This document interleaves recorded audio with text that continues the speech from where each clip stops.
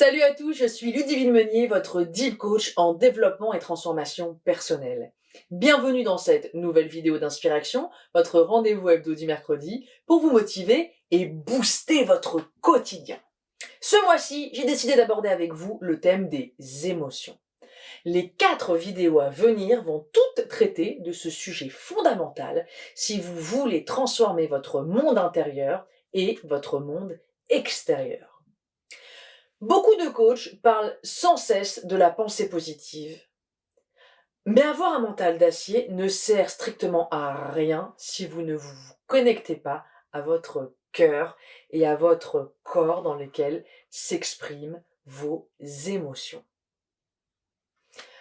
Pour débuter cette série de vidéos, placée donc sous le signe de nos émotions ce mois-ci, commençons par voir ensemble ce qu'est l'intelligence émotionnelle. C'est parti, générique!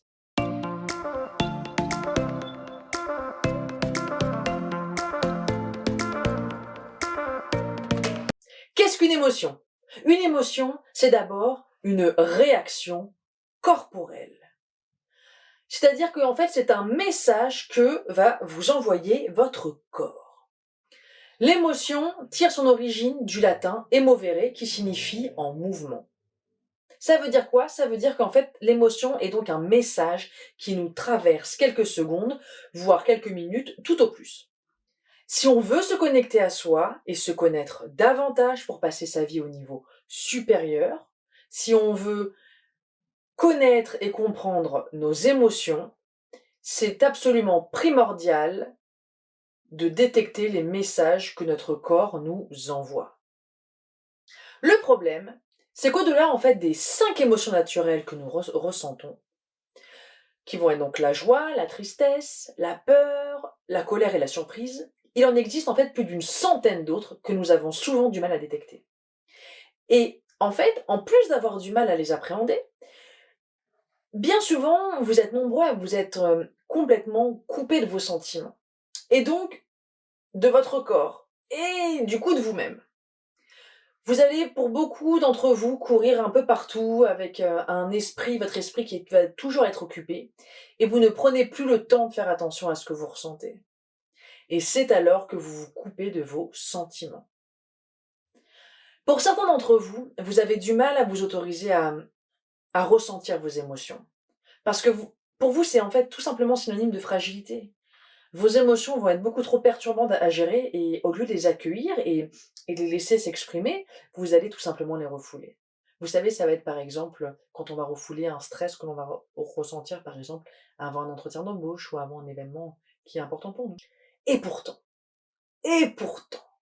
s'autoriser à ressentir est primordial car nos émotions ont une influence mais immense sur nos décisions, sur nos humeurs, sur notre manière de communiquer.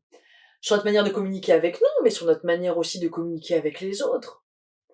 Dites-vous bien que toutes nos décisions sont influencées par nos émotions. Vous voulez savoir comment appréhender vos émotions? Alors demandez-vous comment est-ce que vous vous sentez aujourd'hui? Comment est-ce que vous vous sentez à cet instant précis? Qu'est-ce que vous ressentez dans votre corps? À quel endroit exactement? Quel est votre niveau d'énergie? On ne naît pas avec des compétences émotionnelles dès la naissance. Derrière chaque émotion, il y a un besoin non exprimé. Et plus je vais observer mes émotions, c'est-à-dire me connecter à mon corps, à ce que je ressens, et plus je vais devenir à l'aise, et plus je vais développer ce qu'on appelle l'intelligence émotionnelle, qui s'évalue par le QE, le quotient émotionnel. Vous connaissez le QI, le quotient intellectuel, depuis des années on en parle, mais sachez que le QE est un indicateur qui est extrêmement important de votre niveau de réussite. Tout simplement parce qu'on s'est aperçu que les adultes dotés d'un QE élevé ont de meilleures relations, que ce soit avec leurs partenaires, avec leurs amis, avec leur famille, que ces adultes qui sont dotés d'un très bon QE vont beaucoup mieux réguler leurs émotions, qu'ils vont prendre de meilleures décisions et qu'ils vont être dotés d'une meilleure santé mentale et donc sont également de plus grands leaders. En conclusion, qu'est-ce que vous voulez réussir? Est-ce que vous avez envie de reprendre le contrôle de votre vie et de rendre vos proches heureux? Savoir gérer vos émotions est un facteur déterminant dans la poursuite de vos objectifs et de votre degré de réussite. Et ce, quel que soit votre projet, l'aventure ou le rêve que vous souhaitez réaliser.